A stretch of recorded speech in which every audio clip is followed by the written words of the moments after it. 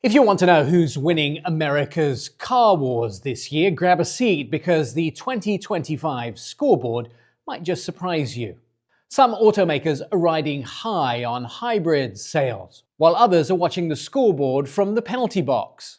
Through the first 3 quarters of 2025, US new vehicle sales climbed about 6% year on year. Not bad considering high interest rates, tariffs, and those missing EV tax credits.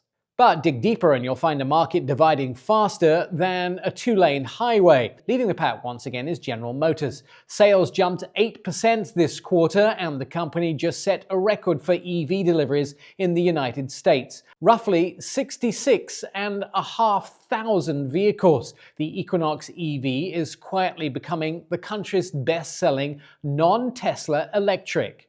Now, it seems to be priced right, it's built here in the United States and doesn't need a valet to find a charging plug.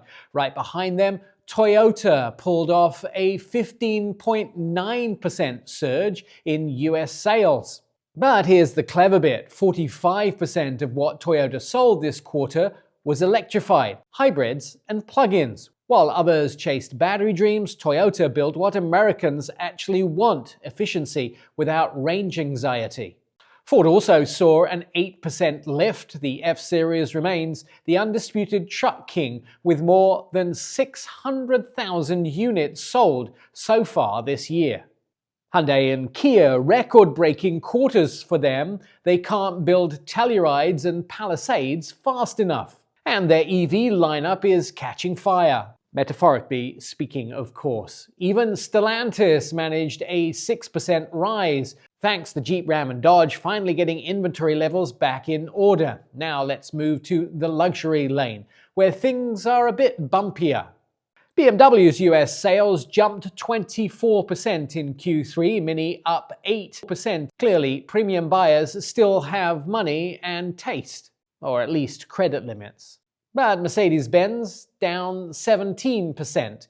Tariffs hit imports hard, and models built outside North America are feeling it in their margins. Audi and Volkswagen also lost ground, with VW's US sales off by about 6 percentage points. Meanwhile, the premium brands quietly winning in the US economy is BMW. Why? Because they build SUVs in South Carolina.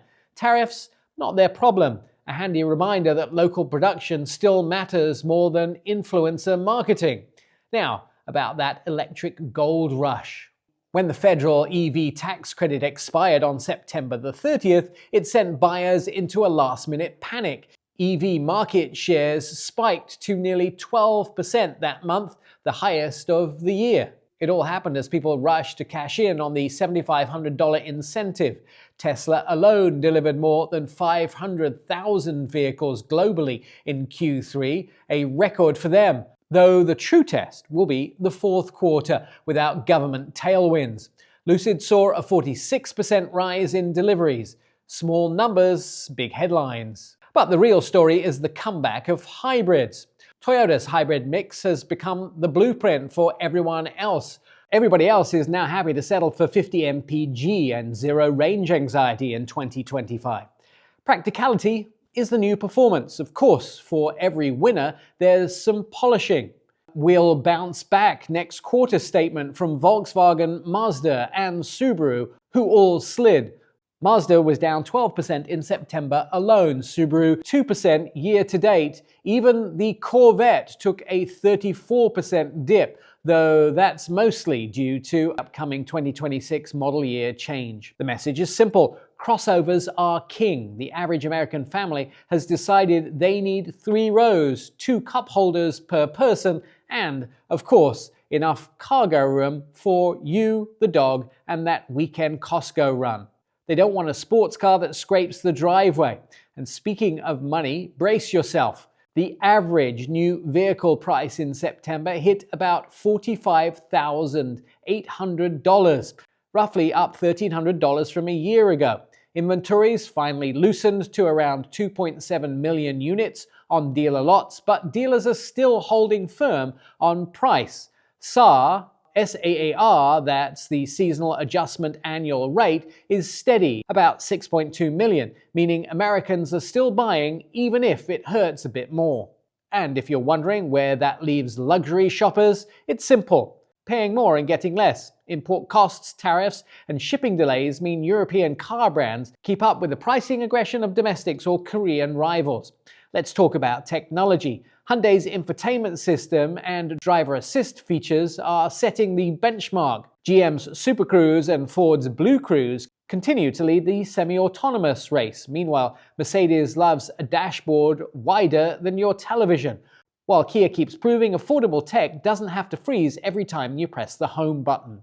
The result? Buyers trust the brands that build cars they can actually operate without a manual the size of a War and Peace volume. Hybrids, more affordable, electrics surge for the third quarter, but EVs are probably going to plateau out at the end of the year and we'll be back to gas. GM, Toyota, Hyundai, and Kia are the clear front runners. Mercedes, Volkswagen, Subaru, and Mazda are watching from the pit lanes, hoping the next lap treats them better. Now, BMW deserves credit for smart manufacturing decisions. US production saved its margins.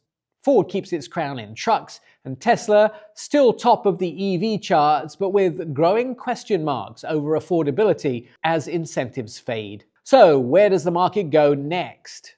Into what I call the sorting year. The first 9 months of 2025 have separated the industry into winners and nearly winners.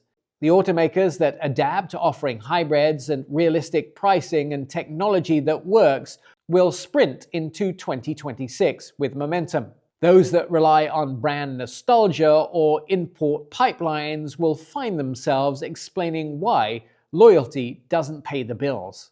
Now, the EV transition isn't dead, it's just taking the scenic route through hybrid country.